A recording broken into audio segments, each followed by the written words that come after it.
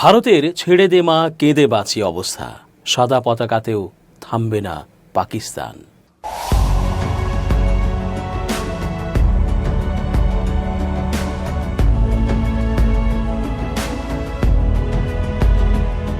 আসসালামু আলাইকুম প্রিয় দর্শক, আমন্ত্রণ আজকের আলোচনায়।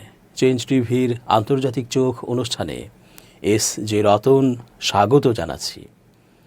আগে ভাগে হামলা চালিয়ে ভারত জিহ্বায় কামড় বসিয়ে নিজেরাই সিঁদুর রঙে রঞ্জিত করেছে নিজেদের মুখ। সীমান্তে সাদা পতাকা উত্তোলন করেও রেহাই মিলছে না। পারমাণবিক হামলা চালানোর আগেই পাকিস্তানের ছোটখাটো প্রতিরোধেই ভারতের ছেড়ে দে মা কেঁদে বাঁচি অবস্থা। পাকিস্তানের পাঞ্জাব ও আজাদ কাশ্মীরের বেশ কয়েক জায়গায় ভারতের ক্ষেপণাস্ত্র হামলায় অন্তত 8 জন নিহত এবং 35 জন আহত হয়েছেন। এর জবাবে পাকিস্তান বিমান বাহিনী প্রতিশোধমূলক হামলা চালিয়ে 5টি ভারতীয় যুদ্ধবিমান গুলি করে ভূপাতিত করেছে। এছাড়া ভারতের 3 জন নিহত হয়েছেন। বুধবার 7 মে সকালে আন্তঃবাহিনী জনসংযোগ পরিদপ্তর আইএসপিআর-এর মহাপরিচালক লেফটেন্যান্ট জেনারেল আহমেদ শরীফ চৌধুরী দাবি করে বলেন, ভারতীয় যুদ্ধবিমান ধ্বংসের পর পাকিস্তান বিমান বাহিনীর যুদ্ধবিমানগুলো নিরাপদে ফিরে এসেছে। আনন্দবাজারের প্রতিবেদনে বলা হয়েছে, পাকিস্তানের হামলায় ভারতের 4টি বিমানবন্দর বন্ধ হয়ে গেছে। এসব এলাকার বাসিন্দাদের বাড়ি থেকে বের হতে নিষেধ করা হয়েছে। এছাড়াও জম্মু কাশ্মীরের স্কুল কলেজ বন্ধ ঘোষণা করা হয়েছে।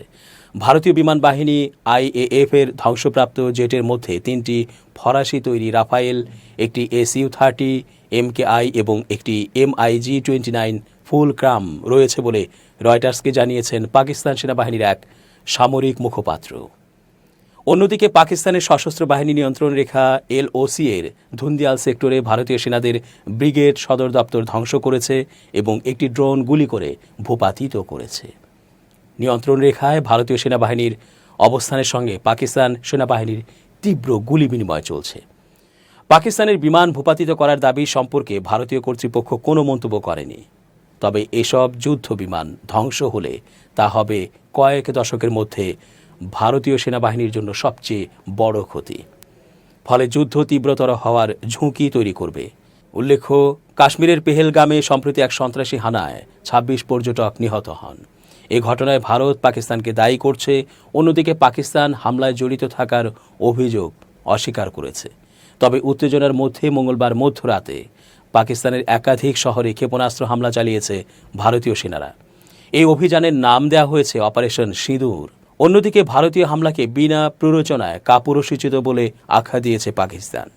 তারা পাল্টা জবাব দেওয়া শুরু করেছে। বর্তমান পরিস্থিতিতে ভারত দেশের নাগরিকদের সতর্কতা অবলম্বনের আহ্বান জানাচ্ছে।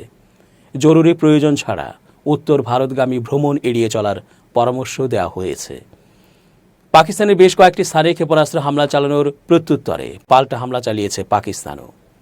এমন অবস্থায় আরও বৃহত্তর সংঘাতের আশঙ্কাও দানা বাঁধছে। এরই মধ্যে সীমান্তে ভারতীয় সেনাবাহিনী সাদা পতাকা উড়িয়েছে বলে দাবি করেছে পাকিস্তান। বুধবার 7 মে এই তথ্য জানিয়েছে সংবাদ মাধ্যম আল জাজিরা ও সামা টিভি। উচ্চস্তরের নিরাপত্তা সূত্রের মতে, পাকিস্তানি বাহিনী একটি শক্তিশালী প্রতিশোধমূলক অভিযান শুরু করেছে, যার ফলে সীমান্ত রেখা বরাবর একাধিক ভারতীয় সামরিক পোস্টের ব্যাপক ক্ষতি হয়েছে। সবচেয়ে বেশি ক্ষতিগ্রস্তদের মধ্যে ছিল চোরা কমপ্লেক্স, যেখানে ভারতীয় বাহিনী অবশেষে সাদা পতাকা উত্তোলন করেছে। যুদ্ধবিরতি বা আত্মসমর্পণের আন্তর্জাতিকভাবে স্বীকৃত প্রতীক। পাকিস্তানি বাহিনী প্রতিটি ভারতীয় উস্কানির উপযুক্ত জবাব দিচ্ছে বলে জানিয়েছেন এক নিরাপত্তা কর্মকর্তা। প্রতিবেদনে বলা হয়েছে, ভারতীয় সেনারা কাশ্মীরকে বিভক্তকারী সীমান্তের নিয়ন্ত্রণ রেখায় একটি সামরিক চৌকিতে সাদা পতাকা উত্তোলন করেছে বলে পাকিস্তান দাবি করেছে। মূলত সাদা পতাকা উত্তোলন করাটা আত্মসমর্পণের একটি সাধারণ প্রতীক হিসেবে বিবেচনা করা হয়। পাকিস্তান সরকার তাদের সামাজিক যোগাযোগ মাধ্যম এক্সে এই দাবি করেছে। পাকিস্তানের তথ্য ও সম্প্রচার মন্ত্রী আতাউল্লাহ তারার তার এক্সে এই দাবির পুনরাবৃত্তি করে পোস্ট করেছেন। সেখানে তিনি বলেছেন, প্রথমে তারা অর্থাৎ হামলার তদন্ত করা থেকে পালিয়েছিল, এখন তারা যুদ্ধের মাঠ থেকে পালিয়ে গেছে।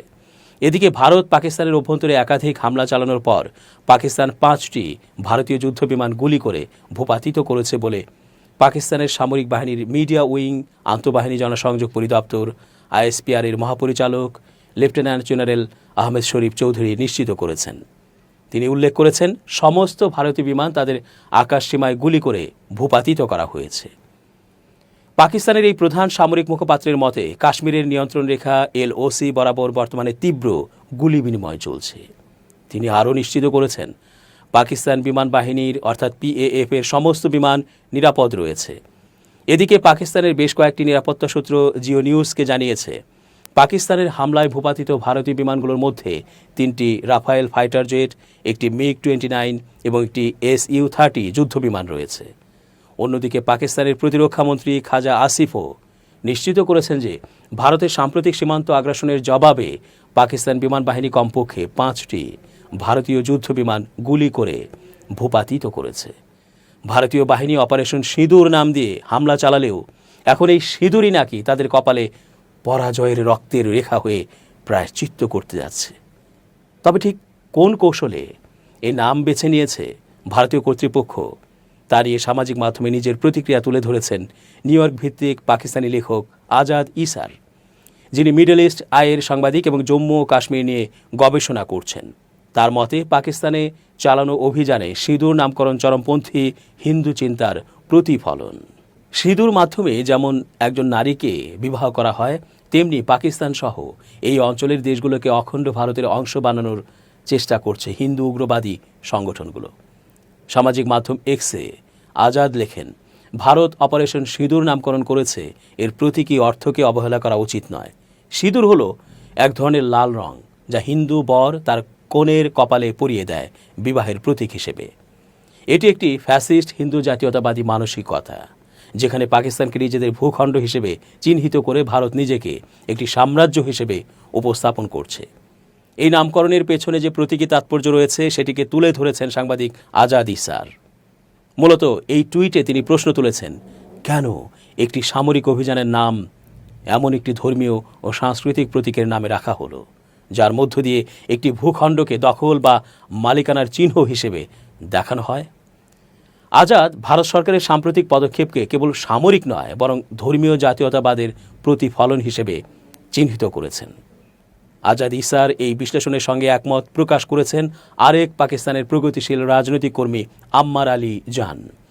সামাজিক মাধ্যম ফেসবুকে আজাদ ইসার টুইট শেয়ার করে তিনি লেখেন, আমি জানি না এই বিশ্লেষণ কতটা সঠিক, কিন্তু যেহেতু আমি নিজেও হিন্দু উগ্রপন্থা নিয়ে গবেষণা করছি, এতটুকু নিশ্চিতভাবে বলা যায়, হিন্দুত্ববাদীরা পুরো উপমহাদেশে আধিপত্য বিস্তারের স্বপ্ন দেখে। এই কারণেই মোদী সরকারের মন্ত্রীরা এবং সামাজিক মাধ্যমে উগ্র হিন্দুত্ববাদীরা গাজায় গণহত্যার সমর্থন করে এবং বারবার বলে যে পাকিস্তান ও কাশ্মীরিদের সাথেও একই ব্যবহার করা উচিত। আম্মারের ভাষ্য, এই পশ্চাৎপদ চিন্তার এখন মার্কিন সহায়তাও রয়েছে, কারণ যুক্তরাষ্ট্র চায় চীনের বিরুদ্ধে ভারতকে ব্যবহার করতে। 2025 সালের ফেব্রুয়ারিতে ট্রাম্প ও মোদি একটি চুক্তি সই করেন, যার নাম ছিল মার্কিন ভারত কম্প্যাক্ট। 21 শতাব্দীর জন্য সামরিক অংশীদারিত্ব, বাণিজ্য সম্প্রসারণ ও প্রযুক্তির ত্বরান্বিত সম্ভাবনা উন্মোচনের উদ্যোগ। এই চুক্তির মাধ্যমে ভারতকে আরও অস্ত্র দেয়া হবে এবং ভারত ও ইসরায়েল একসঙ্গে একটি বাণিজ্যিক করিডোর গড়ে তুলছে। আম্মার আরও লেখেন, পাকিস্তানের উদারপন্থী মহলের প্রতি আমার অনুগ্রহ করে ভারতের প্রতি প্রেমমুগ্ধতা থেকে বেরিয়ে আসুন। যদি ধরে নেওয়া হয় ভারত একসময়ে লিবারেল ও ধর্মনিরপেক্ষ ছিল, তবে এখন আর তেমনটি নেই। এখন গুজরাটে সহস্রাধিক নিরীহ মানুষ হত্যা করা মোদি, ভারতের প্রধানমন্ত্রী, যিনি ইসরায়েল ও যুক্তরাষ্ট্রের সঙ্গে হাত মিলিয়ে গোটা অঞ্চলকে ধ্বংসের পথে ঠেলে দিচ্ছেন। তারা চীন ও পাকিস্তানের পাশাপাশি নেপাল, শ্রীলঙ্কা ও বাংলাদেশের সঙ্গেও সম্পর্ক তলানিতে পৌঁছে দিয়েছে। মোদী সরকারের কৌশলগত নীতির মূল লক্ষ্য পাকিস্তানে অস্থিতিশীলতা সৃষ্টি করা, কোনো প্রগতিশীল আন্দোলনের সহায়তা নয়। আম্মারের যুক্তি, উপমহাদেশের প্রতিটি দেশেই নিপীড়ন ও অবিচার রয়েছে।